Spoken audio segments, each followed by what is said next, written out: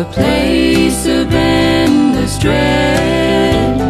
It's been that way for a long, long time, a place of the living dead. It's a place of unbreakable chains, ruled by Satan and sin. Despair replaces the young man's dreams, and it's the way it's always been. Go tell the people the King has come. Hell's gates are broken by God's dear Son. Burdens are lifted, new hope restored. Chains have been torn away through Christ the Lord. there's an endless cry of broken hearts, raped and torn by sin, scarred too deeply to even care, and no way to make an end. And the bitter cry of the predator, looking for a way to change, hurting the ones he loves the most. Filled with loathing within. Go tell the people the King has come. Hell's gates are broken by God's dear Son. Burdens are lifted, new hope restored. Chains have been torn away through Christ the Lord. In the pain-filled night, a light is seen. A cry comes ringing through. Behold, he comes to set you free. He's paid the price for you. And the old man stands with trembling heart. Can this news be true? And the young man hears and leaps for joy. There's hope for me and you. Go tell the people the King has come. Hell's gates are broken by God's dear Son. Burdens are lifted, new hope restored. Chains have been torn away through Christ the Lord.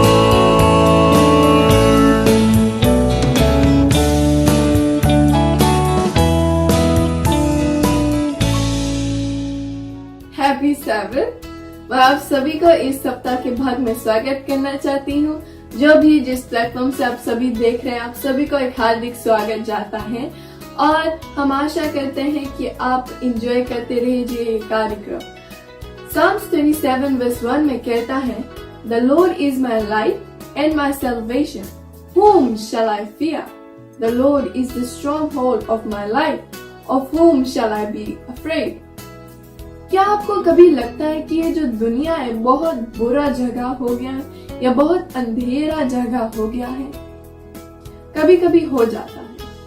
कभी कभी हमको ये महसूस होने लगता है क्योंकि ये दुनिया ये इसी तरह है, परंतु आशा है। परमेश्वर में हमको आशा मिलेगा।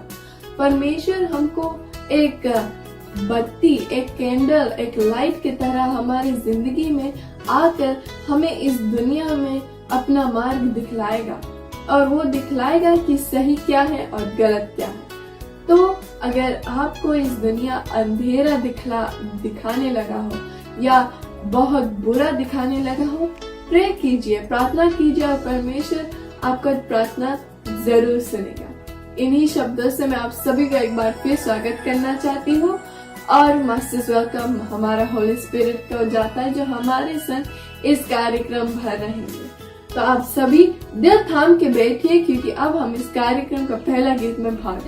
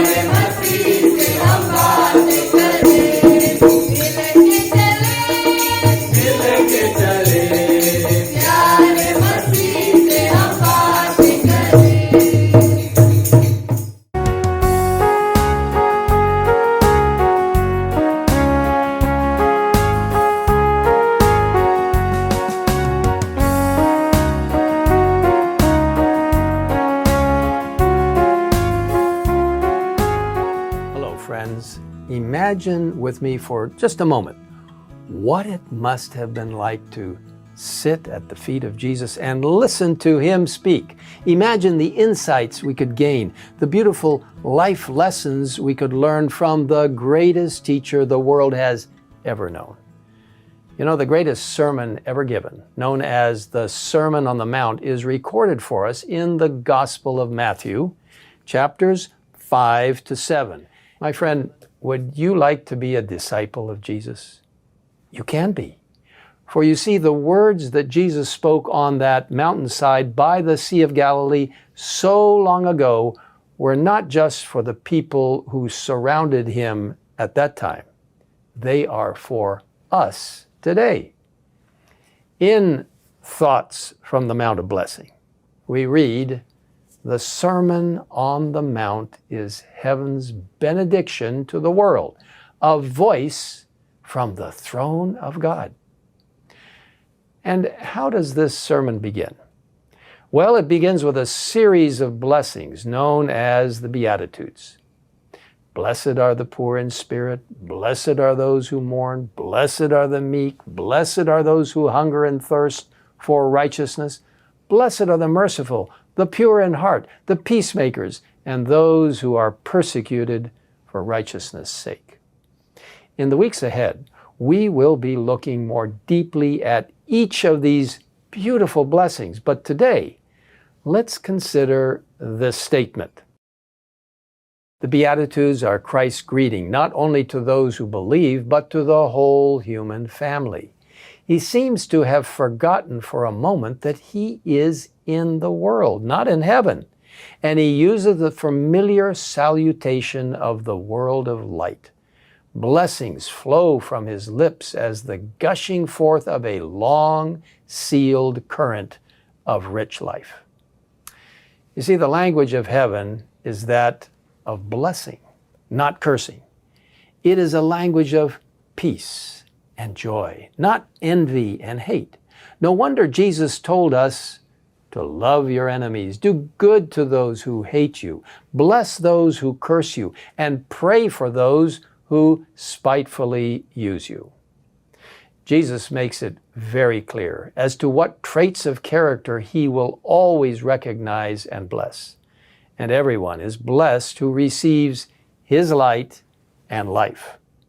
Now, the principles that Jesus taught are for all ages and classes. They cut across all cultures and are timeless in their application. And by practicing these godly principles now, we will be richly blessed. Love to man is the earthward manifestation of the love of God, wrote Ellen White. It was to implant this love, to make us children of one family, that the King of glory became one with us. And when his parting words are fulfilled, love one another as I have loved you, when we love the world as he has loved it, then for us his mission is accomplished. We are fitted for heaven, for we have heaven in our hearts. I look forward to looking more deeply into these powerful lessons as we study Jesus' amazing Sermon on the Mount. Once again, I encourage you to obtain a copy of the book Thoughts from the Mount of Blessing by Ellen White. A free download of the book is available in multiple languages at egwritings.org. God bless you as we study together this powerful Sermon on the Mount.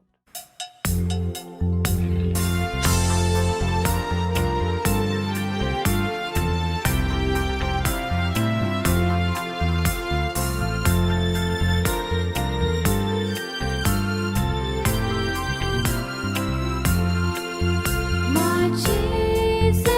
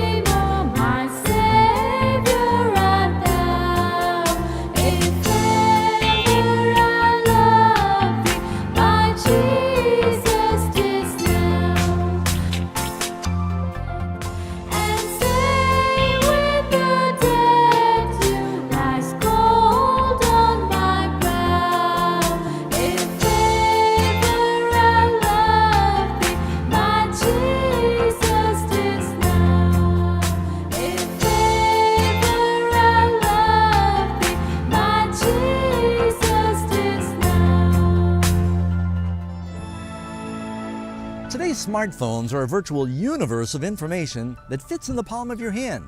It's a good thing we have opposable thumbs. With it, you can buy your groceries, take care of your exercise regime, watch a video, listen to music. You can surf the international World Wide Web, which may not always be a good thing. And you know, there is more computer processing technology and power in a little smartphone today than was used by NASA to put a man on the moon. And I almost forgot, you can also use these to make a phone call. But who does that anymore? Today, communication is not in complete sentences. It's all about short message servicing, or SMS texting. That's right, there are about 2.5 billion people in the world today that are communicating with their fellow humans in short bites called texting. That's more data that is being used than those who are surfing the web or even playing video games. And friends, nowhere is this more true than right here in the Philippines. Even though the Philippines has about 100 million people, they are responsible for the largest number of text messages of anywhere in the world. They're the 12th largest country, but they send 400 million text messages every day. Wow, that's a lot of finger fatigue. Even though the greatest number of texters is here in the Philippines, the record for the fastest texter in the world is from Brazil, a young man by the name of Marcel Fernandez Philo. He was able to text 25 very complicated words in a little more than 18 seconds. Wow, it takes me longer than that to just say I love you to my wife and press send. All thumbs. One of the neat things about texting is you can text just about anywhere. If you're surrounded with people, you want to send a personal message, you text. You're in a crowded subway or an airport, you can text. If you're surrounded by noise or nosy people, you can text. Just don't text while you're driving. That's what's so wonderful, friends. You can always text God a message of prayer from your heart. When you're wondering, what school do I go to? What job do I take? Who am I supposed to date that may be a future life partner? Your prayers don't have to be long. The shortest prayer in the Bible is 3 words. When Peter prayed, "Lord, save me," and Jesus answered his prayer. And it doesn't matter how fast you can text when you're talking to God. He'll know what you're asking for and hear your prayer before you have a chance to say amen and press the send button. In fact, friends, you'll bring joy to God when you send Him regular messages from your heart to His. So why don't you talk to Him right now?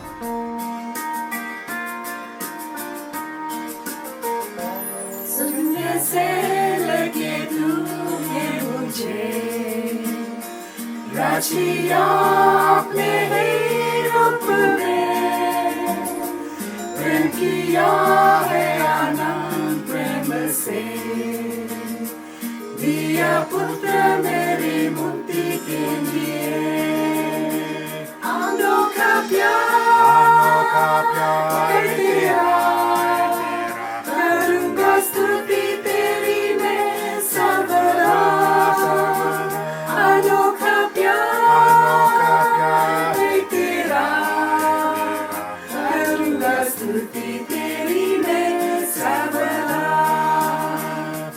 जग में आया यीशु स्वर्ग छोड़ के मेरा सारा धन लिया उसने कोड़े खाके क्रूस उठा के यीशु ने मुझको मुक्ति और चंगाई दे दिए अनोखा प्यार तेरा करूँगा स्तुति तेरी मैं सर्वदा अनोखा प्यार तेरा करूँगा स्तुति तेरी मैं सर्वदा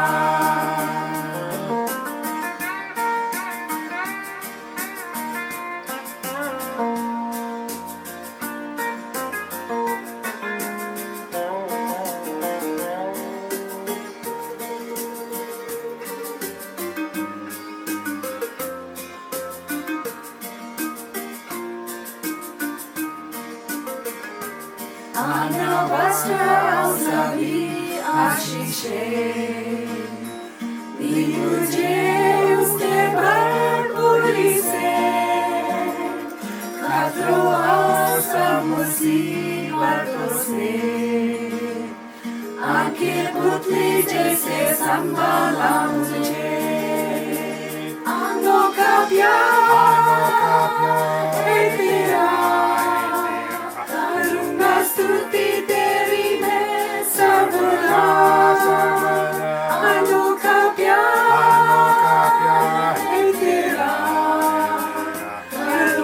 स्तुति तेरी मैं सर्वदा।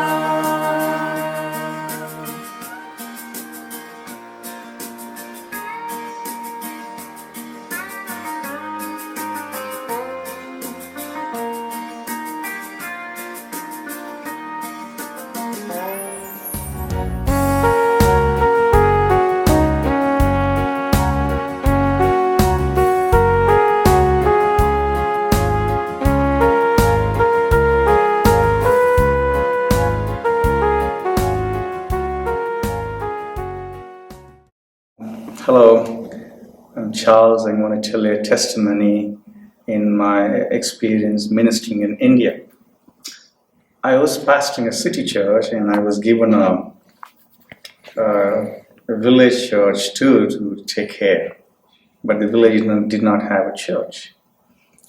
The conference told me, go to this village, minister to these people and plant a church there. Imagine back then, I did not have any experience ministering to the public. I went alone to this village, quite very far from the city that I lived. It's almost 10 kilometers or so from the city church that I served. Very unfortunately, this village did not have any transportation facility. If I had to reach this village, I had to get down at least 3 kilometers far from this village by bus. And from that bus stop, I had to walk 3 kilometers into this village. This village did not have a single transportation facility. So every time I go to this village, I walked 3 plus 3, 6 kilometers to reach out to this village. But that's the job that was given to me at the beginning stage of my ministry. The very first time when I entered this village, I went alone. I don't know any single individual in that village. Imagine in that village, everyone are non-Christians. Nobody knew in that village about the love of Jesus. When I walked down the streets and asked people about planting a church, they said, church in our village? No, we will not allow. This is a non-Christian village. We don't want to hear any Christian preaching or Christian ministering in this village. You know, I was young. I was new to my ministry. I didn't even know how to approach these people. And another challenge I had in this village was these people were illiterate. Nobody had any education. They did not have cleanliness. They did not have sanitation. They did not have proper health. They did not have proper dress. They did not have even footwear. They didn't have slippers to wear. Their life was very minimum. They lived in a hut. Except 1 or 2, they lived in a proper building. So when I reached this village, I started to develop this friendship with them. And every time I go to this village, somebody in that village will stone me. Somebody in this village will come. Why is this fellow coming always to our village? Is he having any hidden agenda visiting our village? Who is he? Why is he coming here? And I said, I'm here to teach you good things. I'm going to teach you health. I'm going to teach you education. And they said, we don't want education. We have health. We don't want. That was the reply from them. And, but thankfully, it so happened that I could meet one parent who was willing to send their children to learn health and some alphabets. I just got hold of this family and they were kind to me and they said, you have been visiting this village. Nobody is allowing you to this village. Nobody is even taking care of you. I'm willing to give a place right behind my house. If you want to conduct any classes, you can.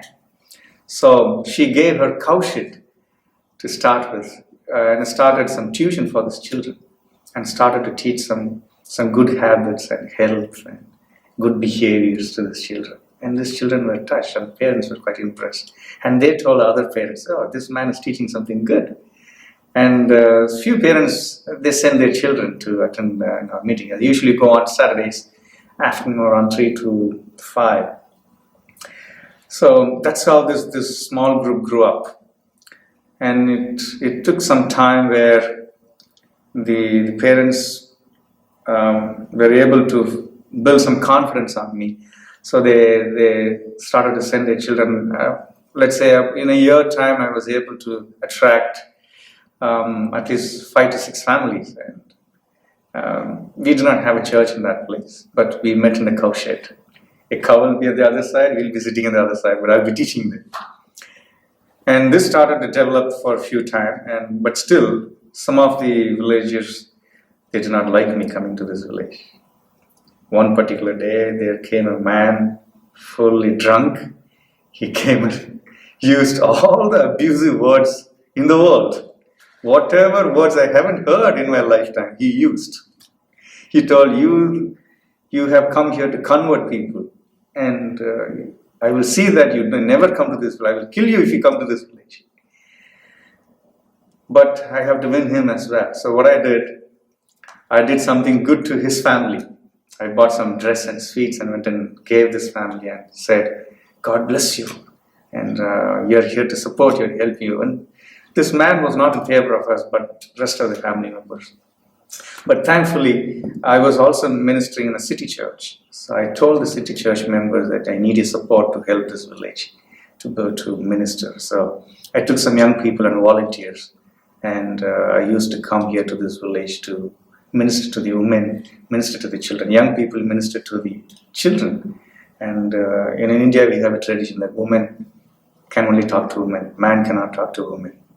And especially in villages, they're very strict. If I go talk to a girl, that's an offense. Or a woman, if the village finds that I'm talking to a woman, they'll think it's an offense. I should not do that. So I took support of the elderly woman in my church where I was in the city. As they came and supported talking to the village, elderly women and young girls and so on. So that's how this group developed and built. And at least in 3-4 years' time, there was a good group of people who came to attend our meeting. But directly we did not preach Jesus, but we taught them health and literature and some Tamil alphabets and to read and write. Then we have to now build a church. Now, we did not baptize anyone, we did not give direct Bible studies, but we won their confidence. There is something funny about this village. These village people later, they started to accept me slowly, but there was one condition. I have to bring them snacks for every visit. The bigger the bag is, more the number of people I'll find there. The moment I enter this village, the first thing they'll look at is how big his snack bag is. So I had to buy, every week I had to buy some big bag full of sweets and chocolates and something, Indian sweets, But I did not have money to buy them. I requested some friends to sponsor every week. They sponsored some sweets. So that's how we grew up, and giving snacks, bringing people, teaching them health, and slowly we started to teach some Bible verses and songs. They all sang. In fact, at one point of time, there were more than 100 people gathered, and we taught them songs and Bible verses. But we did not have a church. We met under the tree. We met in cowshed. We met in the roadside, but it was all dirty. The village was completely dirty, but we met there. But we took some initiatives to clean up the village. So I took the volunteers, friends, church members, and said, we'll clean up this village. And I went and talked to the village chief, and he was more than happy that you're coming and doing this service. So we cleaned the village. They liked us so much. And then some of them gave their place. Okay, now you can conduct meeting here because you're going to clean that place. We cleaned that place and we conduct meetings. But still, we were not able to impress the whole village. One particular day, a few of the village young boys, men, they came with big sticks and stones and so on. They started to throw stones. They were chasing me out of the village. There were a few stones on my head, a few beatings on my back, but I escaped and ran away. But there were other people who supported too, from the same village. They said, he's doing good for the village. And by God's grace, we were able to win some people. Now, we have to build a church. We thought of building a church, but we did not have a place. There was somebody who offered a place, but that place was just outside the village. I want to tell you that the village did not have a toilet. Nobody in this village had a toilet. Every people in this village come to this place where the land was proposed for church building. That was their toilet, in fact. It was full of bushes and thorns and dirt and human waste. You know what I did? And with some friends together, we started to clean that place. Somebody gave this place and said, if you want to build a church, you can build here, but that was not the place to build a church. We started to clean all the waste. We started to clean all the gutters. And we cut all the thorns and bushes. And we made that place a better place. That was a kind of place where not even a man will go there, but we went there and cleaned. And after cleaning, this was okay. And it took approximately 5 years for me to build that church. It was a very small church. I had a lot of challenges building that church because we did not have money, we did not have a resource of any kind, but by God's mercies and grace, there were a few sponsors who came across and supported and promoting for a church building. We raised some funds and we built this church. And at the end of 7th year, it took me 7 years to win these people's confidence and to love them. All that we did was only love them in spite of whatever they did. We cared for them, we loved them, we provided what we could provide. We did not have money, but God provided now and then with whatever we had. We supported them, we prayed for them, we taught them Bible, we gave Bible. And so sad, they did not know this is a Bible. They sold in the shop. And again, I have to give them another set of Bible saying, this is Bible, you have to read this. We taught them reading and writing as well. So they started to read, write, and we taught them health principles, and everything went well. It took at least 7 years to win these people. I'm sure no one was baptized yet, but they all are attending the church. By God's grace, we built a church, and there are now at least 40 people regularly attending this church. I pray that somebody will accept Jesus Christ as a personal Savior soon in this village, and they will also bring many souls to the feet of Christ. The wonderful stories, when I first went into this village, they chased me, they stoned me, they used abusive words against me. But all that I and all that my friends and church members did was we showed them love in spite of all that. And they were attracted by the love of Jesus. At the beginning, they said, I'm a culprit. I come here to this village with a hidden agenda. But after 7 years, they called me the brother of Jesus. They told me every time I go to this village now, after 7 years, they told, brother of Jesus is coming. In Tamil, Yesukara Annan. Yesukara Annan, that means he is the brother of Jesus. And I'm sure this is not what I did, but this is an opportunity what God gave to minister in this village. And God gave all the resources. God equips each one of us to do His service in this world where there no Christ's love preached. And this is one of the greatest witnesses. When we show God's love, when we care for people, I'm sure we can win hearts by the love of Jesus. God bless you.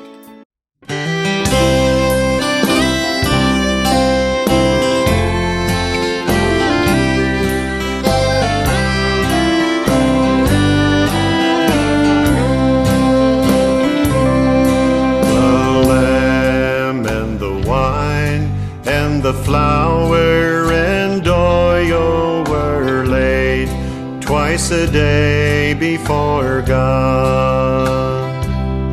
So the Israelites worship the God that we serve now, even though it may seem so odd. 'Twas only a shadow of the real to come in a life that's worth living for Christ. 'Cause what we call worship may all be in vain if we forget the daily sacrifice.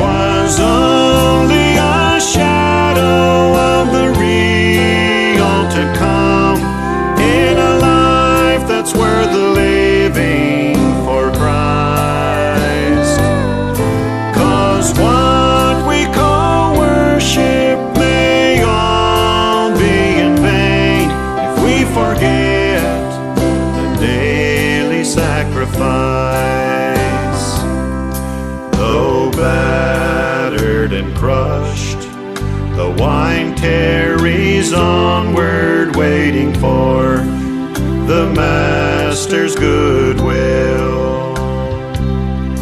The longer it waits, the greater its fragrance, an offering pleasing God still. 'Twas only a shadow of the real to come, in a life that's worth living for Christ. 'Cause what we call worship may all be in vain if we forget the daily sacrifice. The one grain of wheat used to stand up so proudly has been ground to a powdery mass.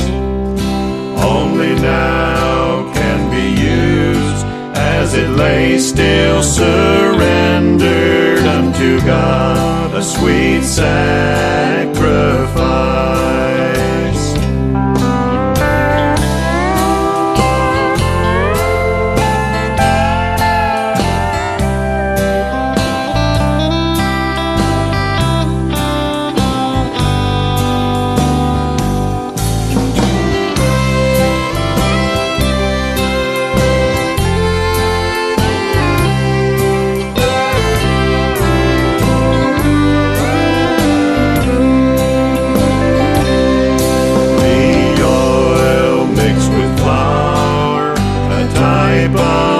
Spirit has been made from the olive crushed fine.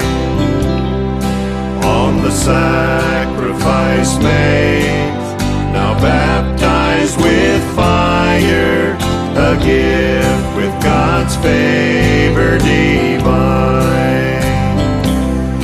Oh, Spirit of God, make a full sacrifice of the life that I now give to Christ, and write it on my heart lest I may forget to worship you